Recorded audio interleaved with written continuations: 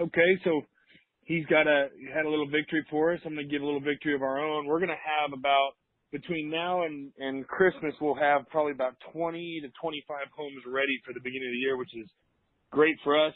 We always try to be ready for the beginning of the year, and it winds up being an issue because somehow we sell them all out in December. We'll see what happens this December, but we think we're going to have about 25 to 30 homes ready for the beginning of the year, which is awesome for us because that's our hot selling season, and it probably is for everybody else. So, all right, we'll get rolling again. It's *2 to raise your hand with any questions or comments. Anybody with any questions or comments? David in Winston-Salem, you got anything good going on? *2 to raise your hand.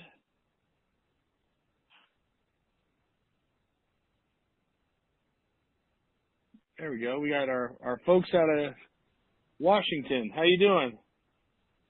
Hey, good. It's Justin.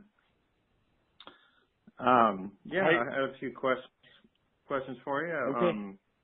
We were looking around in the Texas area, and I was kind of curious on how you deal with flood zones. Like, all right. Yeah. So for everybody on here, flood zones have eaten my lunch before. I'm going to give a couple different, I'm going to give a couple different stories if that's all right with you, because they are all cities operate flood zones differently. Okay. Yeah. So whenever I'm buying out of town, I'll buy in flood zones because the city doesn't regulate them as hard. But in San Antonio, the city will not let you put more than half the value into the property to fix it up. So if the property's worth 100, you can't put more than 50,000 in it to fix it up. If the property's worth 200, you can't put more than 100. It's a little easier to do with the higher the value of the property, but the lower the value of the property. So we kind of stay away from them altogether because they're very hard to work with. We have to work with the flood control committee for San Antonio, all that. And I got into one that I almost got sunk on. You know, I bought it for 40. They wanted to see what I bought it for, and they were only going to let me put 20 into it, and it needed about another 60,000 in work. We wound up suing the city to let us do the work on it, so we didn't have to take a hickey on it. But ever since then, I've been very, very careful of flood zones in the city. So check to see what the city codes are. The other problem with when you're owner financing a owner finance property that's in a flood zone, it can be a little bit tricky because the insurances can get so high it can put your payments too high. So that's the other thing to really consider and be careful of. I bought a lot one time. I bought it for $12,000 and found out it was in a floodplain, found out I couldn't build on it.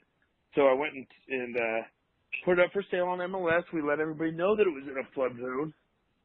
The people that came to purchase it, we gave them, in the contract we stated that it was in a flood zone. We gave them a survey saying it was in a flood zone. We made them sign off that they knew it was in a flood zone. And then 6 months later, they asked me to buy the property back because there wasn't much they could do with it. And they wanted to sue me if I didn't buy it back because it was in a flood zone. They couldn't build on it. And I said, well, you're the builder who bought it. I'm not a builder. You're the builder. I bought it to resell. And he wound up filing a lawsuit, you know, threatened us with a letter for a lawsuit. We sent back our reply with everything showing he signed off that he knew it was in a floodplain, the whole 9 yards. And so there are a lot of headache for us, so we try to avoid them altogether. But that doesn't mean you should, because in your city it might be a lot easier. It's just something to really check into. Okay. When you were talking about repairing it, the 50% of the value and all that,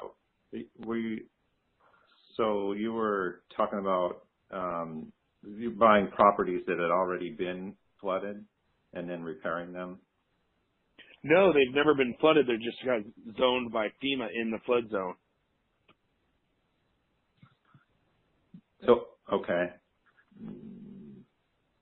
Well, then why were you just repairing them just to rehab them? Yeah, we were rehabbing them. Yeah. Okay.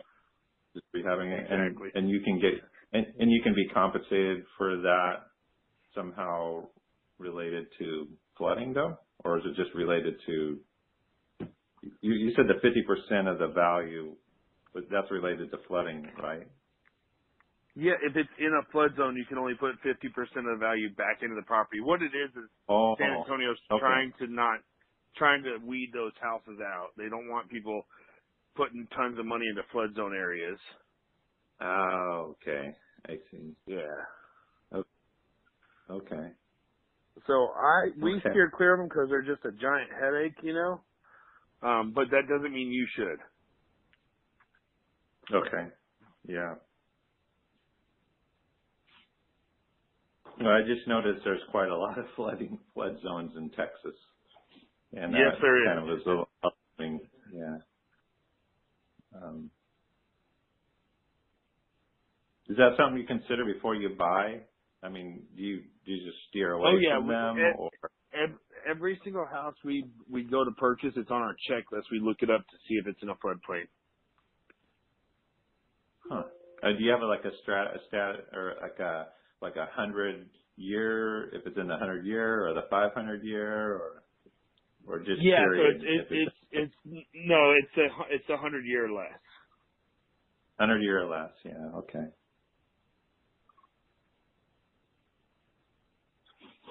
Okay. We were looking at Brownsville. You know much about Brownsville? Yeah, I do. They seem pretty busy down there, even though they're pretty isolated. But they seem pretty active. No, so Brownsville has a massive port. The issue that you're going to want to check on in Brownsville is what is wind insurance going to cost you, and if you have to have it in all of Brownsville. How it works in Texas is the wind insurance is regulated by TWIA, Texas Wind Insurance Association, which is owned by the state.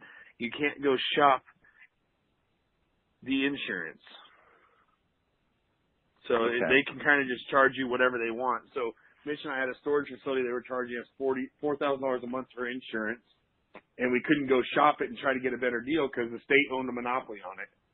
So it's okay for the government to own monopolies, but not individuals. Okay. Yeah. So Okay. I'd be careful. We don't do a lot on the coast because it's really that wind insurance just crushes your payments and runs up your payments really high. Okay. Okay. Okay, although but they sure seem to have a lot of affordable stuff down there. Yeah, that's what I'm saying.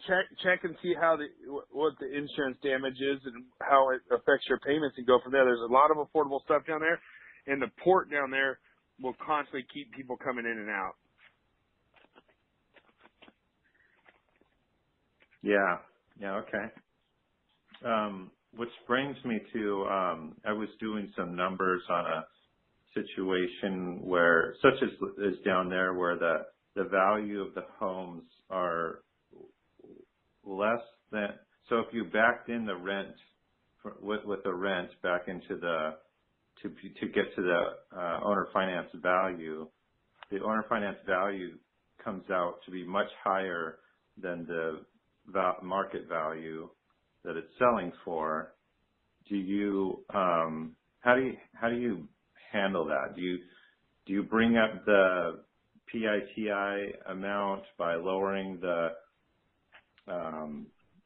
years, the term to match the rent, or do you just try to sell it at that low rental, what it comes out at a lower rental payment, or lower payment than typical rent? No, you up the price a little bit and see if you can get it. Oh, okay. So shoot for the stars, and at the same payment as the rent, what the going rent is. Correct. Okay. Interesting. See if you can get a little more out of it, or you can lower your years. Yeah, or I can lower the years. Yeah, I was thinking. Okay. Now, I'm just curious, how does that work for you guys when you have it that high? Do you just not get responses until you just start bringing it down, and then No, people figure out? there's been times where people know that, hey, if I were to rent in that neighborhood, it's $1,400 a month, and this house is $1,400 a month. I don't care what the price is. I want it. I need it. You know. Yeah. Yeah. Okay. Right. You market it. I'm assuming that way, advertising that, pay rent or own something. Exactly. What do you want to do? Yeah. Okay. Exactly. Okay. Okay. Hey, that was good. I don't think I have anything else, but that was good info. All right. Sounds good. Well, appreciate it. We'll talk to you soon. Okay. Thank you. Bye, Mike. Thank you.